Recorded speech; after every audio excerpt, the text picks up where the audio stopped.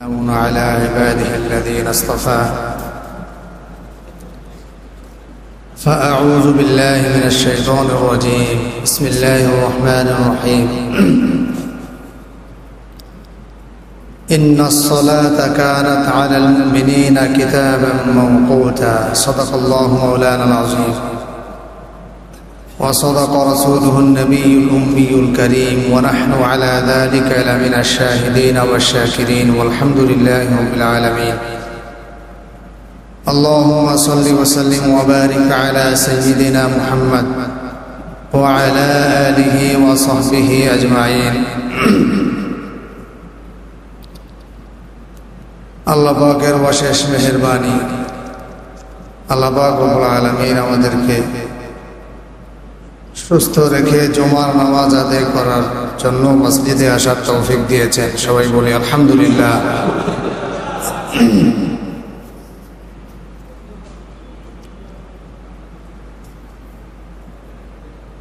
ঈমানের পরে ইবাদতের মধ্যে সবচেয়ে বড় এবং প্রথম ইবাদত হলো নামাজ।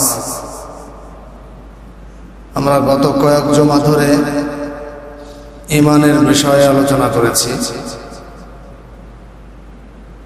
একজন মানুষ যখন ঈমান আনে,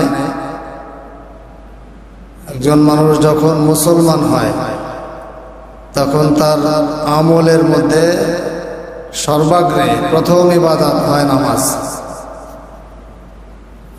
এজন্য নবীজির কাছে কেউ মুসলমান হলে প্রথম নামাজের সবক দিতেন। যে কেউই মুসলমান হওয়ার সাথে সাথে আগে নামাজ পড়তে বলতেন, এরপরে যাকাত দিতে বলতেন। এজন্য ইসলামে ইবাদতের মধ্যে নামাজ এবং যাকাত এটা হলো সর্বপ্রথম। আবু দাউদ শরীফের দ্বিতীয় খণ্ডে একটা হাদিস আছে। হযরত আবু বকর সিদ্দিক রাদিয়াল্লাহু তাআলা আনহু উনি বলেন জিহাদের ময়দানে যখন জিহাদ করতে থাকবে ততক্ষণ পর্যন্ত জিহাদ করবে। এর সময়সীমা কতক্ষণ পর্যন্ত হবে? ওই সময় পর্যন্ত যতক্ষণ তারা লা ইলাহা ইল্লাল্লাহ না বলে এবং নামাজ ও যাকাত দেওয়ার স্বীকারোক্তি না দেয়। এই হাদিস থেকেও পরিষ্কার বোঝা যায় যে ঈমানের পরে নামাজ, এর পরে যাকাত, এটা হলো ইসলামে ইবাদতের মধ্যে সর্বপ্রথম।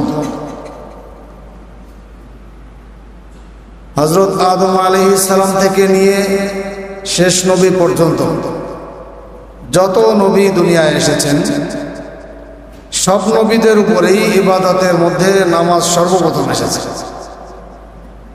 প্রথম আমল দিয়েছেন আল্লাহ নামাজের আমল। হযরত আদম আলাইহিস সালাম দুনিয়ায় এসে সর্বপ্রথম নামাজ পড়েছেন। নামাজের আমল ছিল প্রথম। আমাদের ধর্মেও আনুষ্ঠানিকভাবে যে ইবাদত শুরু হয়েছে, নামাজই সর্বপ্রথম। নবুয়তের নবম বছর, নবীজির বয়স যখন 49, এই সময় মেরাজ হয়েছে। মেরাজে আনুষ্ঠানিকভাবে নামাজ ফরজ হয়েছে মেরাজের আগে। এর আগে নামাজ ছিল। নামাজ অন্য অন্য নবীরা পড়তেন, সেই ধারাবাহিকতায় আমাদের নবীও পড়তেন, সাহাবীদের নিয়ে পড়তেন। নিয়মতান্ত্রিক নামাজ চালু হয়েছে মেরাজের রাত থেকে। 5 ওয়াক্তের নামাজ হয়েছে। এরপরে নবুয়তের 11তম বছর, নবীজির 51তম বছরে এক বর্ণনা মতে নামাজ এই 5 ওয়াক্তর যে ফজরে 2 রাকাত, জোহর, আসর, মাগরিব, ইশা, নিয়মতান্ত্রিক সংখ্যায় যে নামাজ পড়ি, এটা মূলত নবুয়তের 11তম বছর, নবীজির 51তম বছরে পুরোপুরি এই নিয়মে চালু হয়েছে।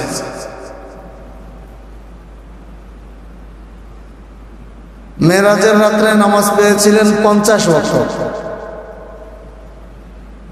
ইতিহাস আপনারা জানেন, বারবার বারবার আল্লাহর সাথে দেখা করতে গেছেন নবীজি নামাজ কমানোর জন্য। 50 ওয়াক্ত নামাজ যদি একদিনে হয়, তাহলে একটু হিসাব করে দেখেন যে মানুষের অন্য কাজকর্ম করার সময় কোথায়। 5 ওয়াক্ত নামাজ এটাই তো আমরা ঠিক মতো পালন করতে পারি না। কত উদাসীনতা 5 ওয়াক্ত নামাজের মধ্যে, সময় পাই না 5 ওয়াক্ত নামাজের। এক ওয়াক্ত নামাজে কতটুক সময় লাগে? 10 মিনিট 15 মিনিট। অন্য অন্য আরো জরুরত সেরে, অজু ইস্তেঞ্জার প্রয়োজন, এইসব সেরে টেরে সর্বোচ্চ আধা ঘন্টা সময় লাগে এক ওয়াক্ত নামাজ পুরো কমপ্লিট করতে। 5 ওয়াক্ত নামাজে 2.5 ঘন্টা সময় লাগবে। সারাদিনের 24 ঘন্টার মধ্যে 2.5 ঘন্টা সময় 5 ওয়াক্ত নামাজের জন্য নামাজের যাবতীয় কাজবাজ দিয়ে ব্যয় হবে। শুধু নামাজ পড়ানো, নামাজের আগে উজু করতে হবে, দোকান বন্ধ করে দিয়ে আসতে হবে, এই আসা যাওয়ার সময় এই সব ধরে লাগে আধা ঘন্টা। এরপরেও এই 5 ওয়াক্তের নামাজ এটা কয় % লোকে পড়ে? হিসাব করলে খুব কম সংখ্যক লোক পড়ে। জুমার দিন একটু বেশি পড়ে, প্রতিটা মসজিদে জুমার দিন একটু বেশি মুসল্লি হয়। তাহলে এই মুসল্লিরা তো নিশ্চয়ই এই সমাজেরই মুসল্লি। এরকম না যে সব এলাকার লোক মিলে এক মসজিদে আসে, সব মসজিদেই বেশি মুসল্লি হয়, সব মসজিদেই বেশি মুসল্লি হয় জুমার দিন। তাহলে মুসলমানের সংখ্যা অনেক। তা জুমার দিন যদি গ্রামের মসজিদে 100 মুসল্লি হয়, 100, অন্য ওয়াক্তে হয় 5-10 জন, 5 জন 10 জন। কোন কোন মসজিদে একটু কাজের এলাকা, কাজকর্মে যায়, জোহরের নামাজে ইমাম মুয়াজ্জিন থাকলে মুয়াজ্জিন, না হলে ইমাম একা, এরকমও হয় কত জায়গায়। তাহলে কত % লোক নামাজ পড়ে? 2.5 ঘন্টা সময় লাগবে 5 ওয়াক্তের নামাজ পড়তে। এতে খুব অল্প সংখ্যক লোকই নিয়মিত নামাজ পড়ে। যদি 50 ওয়াক্তের নামাজ হতো তাহলে কি হতো? এই 5 ওয়াক্তের বিবেচনায় যদি হিসাব করা হয় যে 5 ওয়াক্তে সময় করতে পারে না নামাজের উদাসীনতা, তাহলে এই 50 ওয়াক্তের নামাজে এই কতটুকু সময় লাগতো? তাহলে কত সংখ্যক মুসল্লি টিকতো মসজিদে? খুব কঠিন অবস্থা হয়েছে। এজন্য নবীজি বারবার গেছেন আল্লাহর কাছে, 5 ওয়াক্ত করে একবার কমান, আর একবার যান আর 5 ওয়াক্ত কমিয়ে দেন, আবার যান আর 5 ওয়াক্ত কমিয়ে দেন, কমাতে কমাতে 5 ওয়াক্ত পর্যন্ত আসে। এরপরেও নবীজির আশঙ্কা ছিল এই 5 ওয়াক্তের নামাজ আমার উম্মত কিভাবে পড়বে। ওনাকে পরামর্শ দিয়েছেন হযরত মুসা আলা নবীনা আলাইহিস সালাম, যে আপনি আর একবার যে আর একটু কমান। কিন্তু নবীজি চিন্তা করেছেন যে আমি যতবার গিয়েছি 5 ওয়াক্ত করে কমিয়েছি, 50 থেকে 45 হয়েছে, আবার গেছি আবার 5 ওয়াক্ত কমিয়ে 40 করেছেন। আমি যে 9 বার যাব আল্লাহর কাছে 5 ওয়াক্ত করে কমাবেন, এটা তো আল্লাহ আগে থেকেই জানেন। সেই হিসাবে আল্লাহ তো ইচ্ছা করলে একবারেই বলে দিতে পারতেন যে 45 ওয়াক্ত কমায় দিলাম এই 5 ওয়াক্ত নামাজ পড়া। আমি যে 9 বার যাব বারবার যাব, এটা আল্লাহ আগে থেকে জানে না? আল্লাহ তো আগে থেকে জানে। জানার পরেও আল্লাহ 5 ওয়াক্ত করে এক এক ধাপে কমান। তাহলে আল্লাহ কমানোর যে সিস্টেম করেছেন এটা হলো 5 করে। এবার গেলে যদি আবার 5 কমায় দেয়, নামাজ তো দিয়েছেন আমাকে পুরস্কার। নামাজ আমার উম্মতের মর্যাদা বাড়ানোর সবচেয়ে বড় ইবাদত হয়। নামাজের মাধ্যমে উম্মত অন্য সমস্ত উম্মতের চেয়ে বেশি মর্যাদা পাবে, এটা নামাজের মাধ্যমে সবচেয়ে বেশি হবে। আমি আর একবার গেলে আল্লাহ আর 5 যদি কমায় দেয় তাহলে আমার পুরস্কারই থাকবে না। এই জন্য নবীজি আর যান নাই। নাহলে নবীকে মুসা আলাইহিস সালাম পরামর্শ দিয়েছিলেন আরেকবার যেতে, যে ওখান থেকে এবার 2-4 রক্ত কমে নাকি। নবীজির আশঙ্কা ছিল যে এবার গেলে যদি আবার ওই পাসের ধারাবাহিকতা ঠিক রেখে পাস কমায় দেয় তাহলে বিপদ হবে, এই জন্য নবী যান নাই। এই 5 ওয়াক্ত নামাজের ব্যাপারে নবীজি বলেন, হাদিস শরীফে এসেছে যে আল্লাহ পাক রব্বুল আলামিন মূলত আমাদের উপরে ফরজ করেছেন 50 ওয়াক্ত নামাজ। এই উম্মতের উপরে ফরজ কয় ওয়াক্তের নামাজ? 50 ওয়াক্তের নামাজ। 5 ওয়াক্তের ফরজ না, 50 ওয়াক্তের। 45 ওয়াক্ত উম্মতকে সহজ করেছেন, যেই 50 ওয়াক্তই উম্মতের উপরে ফরজ, কিন্তু 45 ওয়াক্ত আদায় করার লাগবে না, 50 ওয়াক্তর ফজিলত পেয়ে যাবে। 50 ওয়াক্ত ফরজ, তার মধ্যে এই 5 ওয়াক্ত শিথিল, 45 ওয়াক্ত শিথিল, এটা করা লাগবে না, এমনি 50 ওয়াক্তর সওয়াব পেয়ে যাবে। তাহলে নবীজির নবুয়তের 11তম বছর হলো আনুষ্ঠানিকভাবে এই নামাজ চালু হয়েছে ফরজ হিসাবে। প্রথমে যখন মেরাজের রাতে নামাজ 5 ওয়াক্ত দিয়েছিলেন, তখন নামাজ ছিল 2 রাকাত করে, প্রতি ওয়াক্ত 2 রাকাত। ফজরে 2 রাকাত, জোহরে 2 রাকাত, আসরে, মাগরিবে, ইশায় সব ওয়াক্তে 2 রাকাত করেছিল। মাগরিবে 3 রাকাত ছিল, বাকি সব ওয়াক্তে 2 রাকাত করেছিল। এরপরে এই 2 বছর পরে এই 11তম বছর যখন নবীজির 51 বছর বয়স ছিলেন, তখন আনুষ্ঠানিকভাবে নামাজের রাকাত সংখ্যা পরিবর্তন করা হয়। হাদিসে কুদসিতে আছে, নবী আলাইহিস সালামও বলেছেন, নাসাই শরীফের এক বর্ণনায়ও আছে, জোহর, আসর এবং ইশা এই 3 ওয়াক্তের 2 রাকাতের স্থানে 4 রাকাত করে করা হয়েছে। এই 5 ওয়াক্তের নামাজ এই উম্মতের উপরে ফরজ, ইবাদত হিসাবে সর্বপ্রথম ফরজ হয়েছে নামাজ, এরপরে অন্যান্য ইবাদত হয়েছে। সমস্ত নবীদের উপরেই সর্বপ্রথম নামাজ ফরজ হতো, এজন্য নামাজের মর্যাদা সবচেয়ে বেশি। নবী আলাইহিস সালাম মৃত্যু শয্যায় যখন মারা যাবেন, নবীজি ইন্তেকাল করার খুব আগ মুহূর্তে, এই সময় যারা নবীজির পাশে ছিলেন, নবীজি বারবার একটা শব্দ বলতেন, আসসালাতু ওয়া মা মালাকাত আইমানুকুম। আবু দাউদ শরীফের বর্ণনায় আছে, নবীজি বলেন, আসসালাতু ওয়া মা মালাকাত আইমানুকুম। অন্তিম শয্যায় বারবার বারবার বলতেন এটা।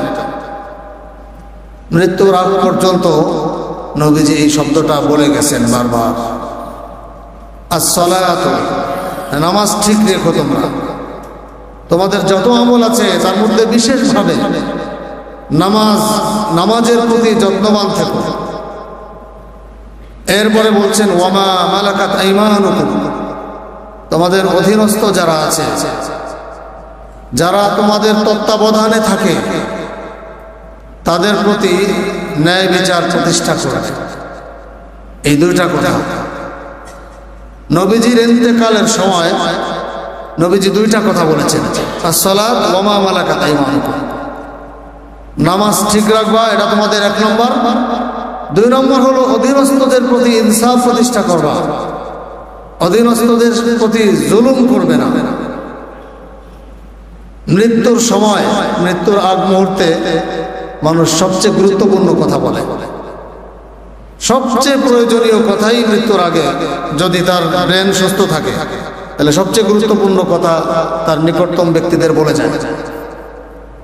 যে মারা যায় তার কোথায় কোথায় কোথায় গোপন সম্পদ আছে, এটা তার সবচেয়ে আপনজন যারা, নিজের ছেলে মেয়ে, স্ত্রী, তাদের কাছে গোপনে ওই শেষ কথাটা বলে যায়, তোমরা এই এই করো, অমুক অমুক জায়গায় আমার এই এই আছে, অমুকের কাছে এই এই জিনিস পাবো। গুরুত্বপূর্ণ ওসিয়াত করে যায়। মৃত্যুর আগের ওসিয়াতগুলো মানুষের সবচেয়ে গুরুত্বপূর্ণ হয়। এজন্য হাদিসে আছে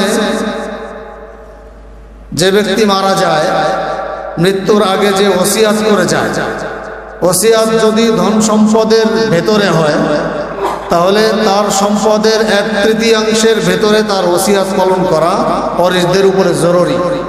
না পালন করলে ওয়ারিসরা আল্লাহর কাছে দায়ী হয়। 1/3 মালিকানা মৃত্যুর পরেও তার আছে, এটা বোঝা গেল। যে মারা গেল তার সম্পদ তো সে নিয়ে যেতে পারবে না, কিন্তু মারা যাওয়ার পরেও গোটা সম্পদের 1/3 মধ্যে তার মালিকানা আছে। এখন মারা যাওয়ার পরে আবার মালিকানা কিভাবে, মালিকানা দিয়ে কি করবে সে? তার মালিকানা দিয়ে সে যদি কোনো ওসিয়াত করে যে থাকে ওইটা পালন করবে 1/3 দিয়ে। যদি তার ওসিয়াত 1/3 চেয়ে বেশি অংশের হয়, 1 কোটি টাকা রেখে যায়, 3 কোটি টাকা রেখে যায়, কিন্তু ওসিয়াত করে 1 কোটির চেয়ে বেশি, তাহলে সেক্ষেত্রে 1 কোটি টাকা পর্যন্ত পরিশোধ করা ওয়ারিসদের জিম্মাদারি।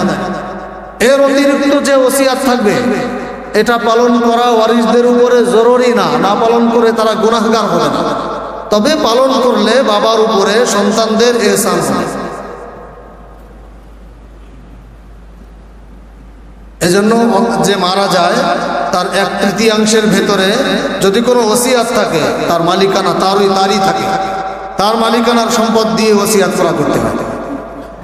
তাহলে এটা কত গুরুত্বপূর্ণ ওসিয়াত করার কথা। নবী আলাইহিস সালাম মৃত্যুর সময় যে ওসিয়াত করে গেলেন, নবীজির ওসিয়াত আরো কত গুরুত্বপূর্ণ হবে। মানুষের ওসিয়াতের মধ্যে তো ভুল হতে পারে, মানুষ মৃত্যুর আগেও দুনিয়া ভোলে না, দুনিয়ার প্রতি মোহ থাকে। হাদিসে আছে মৃত্যুর আগে মানুষের 2টা জিনিসের উপরে লোভ হয়, সবচেয়ে 2টা জিনিসের উপরে লোভ বাড়ে। একটা হলো সম্পদের লোভ, আর একটা হলো আর কিছুক্ষণ বেঁচে থাকার লোভ। যখন মানুষ মারা যাবে হাদিসে আছে হুব্বুদ দুনিয়া ওয়া কারাহিয়াতুল মাউত, মানুষ যখন মারা যায় তখন 2টা জিনিসের লোভ বাড়ে। 1 নম্বর হলো দুনিয়ার লোভ, দুনিয়ার ধন সম্পদের লোভ। দ্বিতীয় হলো আর কিছুক্ষণ বেঁচে থাকার লোভ। এই 2টার কোনোটাই কিন্তু সে আর পাবে না। মারা গেলে তো এমনি শেষ, ধন সম্পদও ভোগ করতে পারবে না। এরপরেও মারা যাওয়ার আগ মুহূর্তে তার দিলের ভেতরে দুনিয়াদারির লোভ বাড়তে থাকে। আল্লাহর খাস রহমতে আল্লাহর প্রিয় বান্দা যারা, তাদের থেকে আল্লাহ পাকের বিশেষ রহমতে এই 2টা মোহ উঠিয়ে নেন। এছাড়া স্বাভাবিকভাবে মানুষের মধ্যে এই 2টা লোভ কাজ করে। পক্ষান্তরে আল্লাহর নবী যারা হন তাদের দিলের ভিতরে তো কোনো দুনিয়ার লোভ কখনোই আসে না, কোনোদিনই আসে না। কারণ নবীদের কোনো ওয়ারিস থাকে না, নবীদের পরবর্তীতে কোনো ওয়ারিস থাকে না। আমাদের নবীরও কোনো ওয়ারিস নেই, নবীজির ধন সম্পদের কোনো ওয়ারিস নাই। হাদিসে আছে ইন্নাল উলামা ওয়ারাসাতুল আম্বিয়া ওয়া ইন্নাল আম্বিয়া লাম ইউয়ারিসু দিনারা ওয়ালা দিরহামা। আল্লাহ রাসূল বলেন আম্বিয়ায়ে কেরাম টাকা পয়সা ধন সম্পদ এগুলো ওয়ারিস হিসাবে রেখে যান না। ইন্নামা ওয়ারাসাহুল ইলম, বরং আম্বিয়ায়ে কেরাম ওয়ারাসাত হিসাবে যা রেখে যান তা একমাত্র তাদের আনিত ধর্ম দ্বীন হয়, দ্বীনি ইলম হয়, এটাই রেখে যান তারা। সুতরাং নবীদের যেহেতু ধন সম্পদের ওয়ারিস নাই, এজন্য নবীদের তো দুনিয়ার লোভও নাই। দুনিয়ার লোভ করে তাদের পরবর্তী প্রজন্ম ভোগ করবে, এই জন্য। আম্বিয়া কেরামের তো পরবর্তী প্রজন্মের ভোগ করার কোনো বিষয় নেই। তা আমাদের নবী তো সমস্ত নবীদের নবী, এজন্য ওনার তো আরও থাকবে না। সুতরাং নবীজির ইন্তেকালের মুহূর্তে নবীজি যে ওসিয়াত করবেন, এই ওসিয়াতের চেয়ে গুরুত্বপূর্ণ কোনো কথা আর হইতেই পারে না। সেই হিসাবে নবীজির ইন্তেকালের পূর্ব মুহূর্তে যে ওসিয়াত করেছেন, এই ওসিয়াত হলো 2টা শব্দ মতো, আসসালাত ওয়া মা মালাকাত আইমানুকুম, যে নামাজ প্রতিষ্ঠা করবা তোমাদের জীবনে। তোমাদের জীবনের সবচেয়ে গুরুত্বপূর্ণ কাজ হলো নামাজ প্রতিষ্ঠা করা। দ্বিতীয় নম্বর সবচেয়ে গুরুত্বপূর্ণ হলো তোমাদের তত্ত্বাবধানে তোমাদের অধীনে যারা আছে তাদের প্রতি তোমাদের দ্বারা কোনো জুলুম যাতে না হয়। কারণ হাদিসে আছে যদি জুলুম হয়, জুলুমের শেষ পরিণতির চেয়ে ভয়ঙ্কর কিছু আর পৃথিবীতে নাই। মানুষ যত বড় পাপ করুক, এই পাপের শাস্তির একটা লিমিটেশন আছে, কতটুকু পর্যন্ত হবে। জুলুমের শাস্তি যে কি হবে এর কোনো লিমিট বর্ণনা করা নাই কোথাও। শুধু সাধারণভাবে বর্ণনা করা হয়েছে যে জুলুমের শাস্তি খুব ভয়াবহ।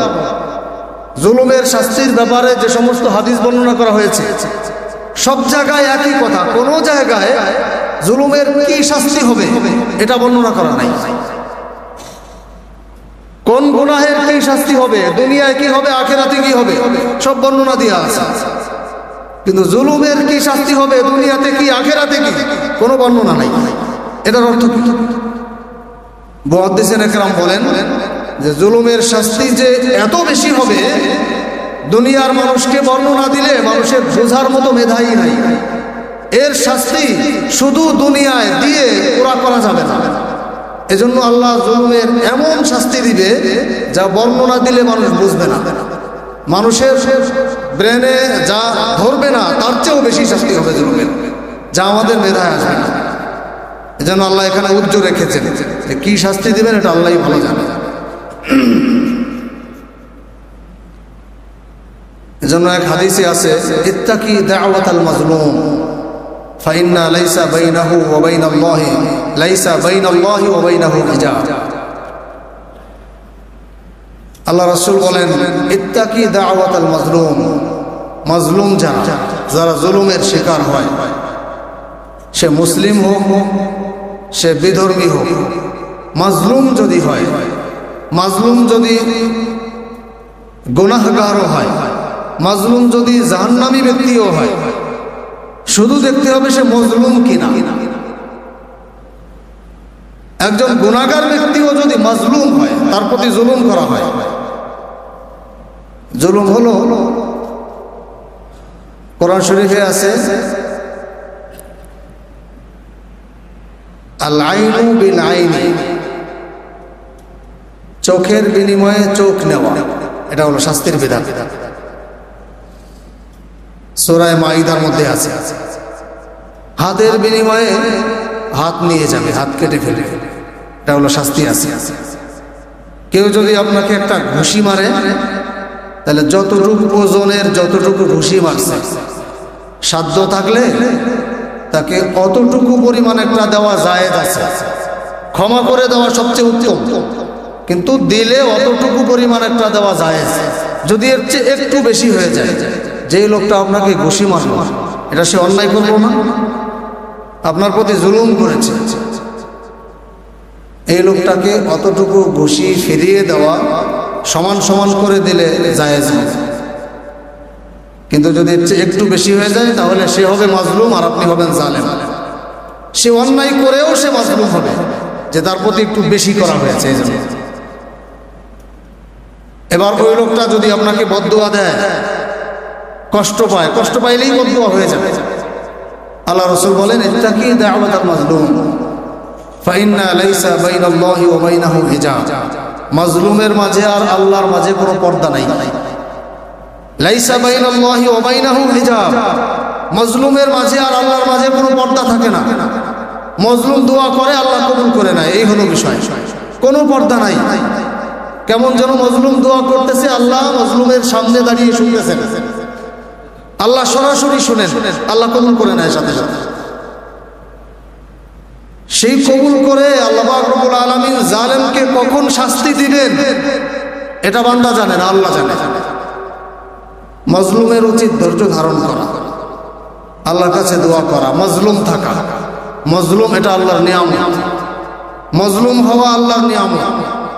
কারণ মাজলুম হওয়ার কারণে এক হাদিসে আছে শহীদদের যেমন আল্লাহ পাক রব্বুল আলামিন বিনা হিসাবে জান্নাত দেন, ঠিক মাজলুম ও শহীদের দরজা পাবে। সে তো মাজলুম, তার ক্ষমতা নাই, সে ইচ্ছা করলেও প্রতিশোধ নিতে পারতেছে না। এই মাজলুম প্রতিশোধ নিতে পারছে না যে সে আল্লাহর কাছে শহীদের মর্যাদা পাবে। এজন্য মজলুমের দোয়া আল্লাহর কাছে কবুল হয়। কি শাস্তি হবে জালেমের আল্লাহই ভালো জানে। এজন্য নবীজি মৃত্যুর সময় বলেছেন, আসসালাত ওয়া মা মালাকাত আইমানুকুম, আমরা জুলুম করা থেকে বেঁচে থাকি, কারণ জুলুম যে করবে তার শাস্তি অবধারিত। পৃথিবীর একজন জালেমও, পরিচিত জালেম যারা খুব সমাজে সুনামওয়ালা জালেম, মানে যে জালেমদের নাম বিশ্বের সবাই চিনে, এরকম 2, 4, 5, 10, 20 জনের জালেমের নাম যদি আপনি জেনে থাকেন, ধরেন 50 জন জালেমের নাম আপনি জানেন, এরকম মার্কা মারা কিছু জালেম আছে না, যাদের সারা পৃথিবীর মানুষ চিনে এক নামে, এরকম 50 জন জালেমের নাম আপনি খাতায় লিখবেন, লিখে এক এক করে মিলাবেন, যে একজন জালেম তার দুনিয়াতে জুলুমের শাস্তি হয় নাই, এরকম একটা নাম আমার সামনে যাবে। তাহলে আমি সবার সামনে তওবা করবো যে আমার বয়ান ভুল হয়েছে। এদের শাস্তি দুনিয়ায় হবে, দুনিয়ায়। জালেমদের শাস্তি কোথায় হবে? দুনিয়ায় হবে। আখিরাতে তো হবেই, এটা বলার অপেক্ষা রাখে না, কিন্তু দুনিয়ায় হবে, দুনিয়ায় জালেমদের শাস্তি। কি যে শাস্তি হবে দুনিয়ায়, এটা তো হাদিসে বলা নাই কি শাস্তি হবে, এটা আল্লাহই ভালো জানে। আপনি যা কল্পনা করছেন না সেই শাস্তি হবে জালেমের। আমি কি কল্পনা করি? আমি তো মনে করি যে একজনের লাঠি দিয়ে পিটায় মেরে ফেললাম, এই তো বিশাল শাস্তি, আমি খুব খুশি, মেরে ফেলতে পারছি। কিন্তু আল্লাহ তো জানে যে তার জুলুম কতটুকু হয়েছে, শাস্তি কতটুকু হওয়ার দরকার। আমি যতটুকু খুশি, আল্লাহ ওইটুকুতে খুশি না। এই জন্য এখানে উজ্জ্বল রেখেছেন যে তার চেয়ে আরো বেশি বেশি। একজন প্রভাবশালী জালেমের নাম বলি আমি, প্রভাবশালী জালেম ফেরাউন। ফেরাউনের নাম শুনে নাই এরকম কেউ আছে? ফেরাউনের যখন রাজত্ব ছিল তখন কি কেউ ভাবছে যে ফেরাউন পানির নিচে ডুবে এরপরে কাদা মুখের মধ্যে দিয়ে দিবে, অপমান অপদস্থ হয়ে মরে যাবে, সারা জীবন তার লাশ দেখে দেখে গালি দিবে, কিয়ামত পর্যন্ত তার নামের সাথে নাম মিলিয়ে কেউ রাখবে না, এত পচা পচে গন্ধ হয়ে যাবে, পৃথিবীর কোনো মানুষ তার আত্মীয় স্বজন ছেলে মেয়ে কারোর নাম ফেরাউনের নামের সাথে মিলায় রাখবে না, এত গন্ধ হয়ে যাবে সে। এটাকে ফেরাউনের ওই 400 বছরের মধ্যে ভাবছে? বলেন ভাবছে কেউ? কোনোদিনও ভাবে নাই। নমরুদ কত বড় জালেম ছিল, যে নমরুদ খোদার চেয়েও, ফেরাউন তো খোদা দাবি করছিল, নমরুদ খোদা দাবি করে নাই, তবে খোদার চেয়ে বড় দাবি করছে। ও বলছে খোদারে আমি গুলি করে মেরে ফেলবে। নমরুদ কারে মারবে? আল্লাহরে মারবে, আল্লাহরে, ইব্রাহিমের আল্লাহকে মারবে। ইব্রাহিম আলাইহিস সালামের আল্লাহর বড়াই করে, তুমি তো ইব্রাহিম, তোমার খোদারে আমি মেরে ফেলবে। খোদারে মারতে উঠছে আকাশে, বাঁশ দিয়ে উঁচু বানাইছে, উঁচু চরকা বানাইছে বাঁশ দিয়ে, বড় মঞ্চ, বাঁশ জোড়ায় জোড়ায় জোড়ায় জোড়ায় অনেক দূরে। আগে তো বড় বড় বিল্ডিং ছিল না, বিমান হেলিকপ্টার ছিল না যে উপরে ওঠে, এখন হইলে তো হেলিকপ্টার দিয়ে উপরে যায় আল্লাহরে গুলি করে মেরে ফেলতে। এই জন্য বাঁশ দিয়ে উঁচু করে ওখানে গিয়ে তীর মারছে আল্লাহ। তাহলে কত বড় মাতব্বর, চিন্তা করে দেখছেন?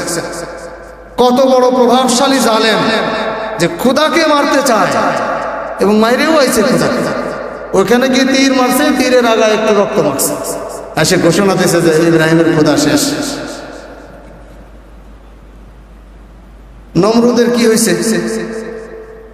আমরা হইলে কি বলতাম যে নমরুদ আমাদের খোদারে অপমান করলো, তা আমার সামনে আসলে আমি একটা বাড়ি দিয়ে বা গুলি করে মেরে ফেলতাম নমরুদ, যে আমি খুব খুশি হয়ে যেতাম। এইটুক শাস্তি হইলেই তো আমি খুশি, তাই না? কিন্তু আল্লাহ বলে ওরে এইটুক শাস্তি দিলে কাজ হবে না, কারণ ওর অন্যায় এত বেশি হয়েছে, ওরে জুতা দিয়ে পিটায় মারতে হবে, আর নাইলে হবে না। লাঠি দিয়ে পিটায় মারলে কি সম্মান বেশি, না জুতা দিয়ে মারলে সম্মান বেশি? আল্লাহ বলে যে লাঠি দিয়ে বাড়ে মারবে না, আর জুতা দিয়ে মারবে। এবং জুতা দিয়ে তোমরা মারবা না, তোমরা মুসলিমরা মারলে তোর সম্মান একটু বাড়লো, ওর লোকজন বলবে মুসলমানদের সাথে যুদ্ধ করে তাই আমাদের খোদা পরাজয় হয়েছে, এটাতে বেশি একটা মান সম্মান কমে না। মারামারি করতে গেলে এক পক্ষ মরবে, কিন্তু আল্লাহ বলে যে না, ওকে ওইভাবে মারবো না, ওর গোলামে ওকে জুতা দিয়ে পিটায় মারবে। ওরে জুতা দিয়ে কেডা পিটায় মারছে? মুসলমানরা মারছে, ইব্রাহিমের লোক মারছে। মারছে কে? তার খাদেম, যে অন্য সময় হাত পাও টিপে, আজকে সে জুতা দিয়ে মাথায় পিটায় মারছে। এরকম কয়জন জালেমের নাম বলবো? আপনারাই তো 50-60 জনের নাম জানেন। তাহলে কোনো জালেমই এই পৃথিবীর থেকে রেহাই পাবে না। পরকালে কি হবে? আল্লাহ শাস্তি দিবেন। কিন্তু এই মাজলুমদেরকে সান্ত্বনা দেওয়ার জন্য, জালেমদের দুনিয়ায় শাস্তি কেন দেন? মজলুমরা যাতে দুনিয়াতে একটু মনটায় ভালো লাগে। অনেকে অনেক সময় দেখবেন খুব যখন মজলুম হয়ে যায় আর মজলুমের কোনো ক্ষমতা থাকে না, ওদিকেও যেতে পারে না, ওইদিকে দেওয়ালে ঠেকে যায়, ওই দিক দিয়ে দৌড়ানি দেয়, দৌড়ায় সরতে পারে না, দেওয়ালে ঠেকে গেছে মাজলুম। এবার মাজলুম কি করে? এবার মাজলুম চিন্তা করে যে আমি তো পারলাম না, তখন আল্লাহর কাছে বলে, আল্লাহ আমি যেন ওই জালেমের শাস্তি দেখে যেতে পারি। এই বলে দুনিয়াতে যে কারোর সাথে একটু এরকম কেউ জুলুম করে, সে মনে মনে এরকম আল্লাহর কাছে বদদোয়া দেয়, আমি যেন ওই জালেমের শাস্তি দেখে যেতে পারি, আল্লাহ আমার দেখে মারে, এরকম বলে। এই জন্য আল্লাহ পাক রব্বুল আলামিন যারা উচ্চ পর্যায়ের জালেম, যারা মানুষের প্রতি অন্যায়ভাবে জুলুম করে, আল্লাহ তাদের দুনিয়াতে কিছু শাস্তি দেন, একদম দুনিয়ার থেকে শাস্তি ছাড়া নেন না। এটা কেন নেন না? যাতে আল্লাহর ওই মাজলুম বান্দাদের মাঝে আর আল্লাহর মাঝে তো কোনো পর্দা থাকে না। আল্লাহ তো তাদের দোয়া কবুল করে ফেলছেন, কবুল করে এক সময় এমন শাস্তি দিয়ে অপমান করে নেন যাতে করে আল্লাহর ওই মাজলুমরা একটু খুশি হয়। ওই যে বলছিল আমি যেন দেখে যেতে পারি, খুশি হব, আল্লাহ তাদের খুশি করে। এটা ইতিপূর্বে করেছেন। এই জন্য নবীজি মৃত্যুর সময় বলছেন যে তোমরা দুইটা জিনিস ঠিক রাখবা। এক নম্বর হলো তোমরা নামাজ ঠিক রাখবা, আর তোমাদের অধীনস্থ যারা থাকে, অধীনস্থ বলতে তোমাদের পরিবার পরিজনে যারা থাকে তারাও এর অন্তর্ভুক্ত। অর্থাৎ তোমার তত্ত্বাবধান যে পর্যায়ে পৌঁছায়, এই পুরো এরিয়ার ভেতরে তুমি ন্যায় বিচার প্রতিষ্ঠা করো, কারোর প্রতি জুলুম করো না। এই দুইটার জিনিস তুমি ঠিক রাখো, নবীজি মৃত্যুর সময় বলেছেন। আল্লাহ আমাদেরকে তৌফিক দান করেন, আল্লাহ আমাদেরকে নামাজ ঠিক রাখার তৌফিক দান করেন এবং অধীনস্থদের প্রতি ন্যায় বিচার করার তৌফিক দান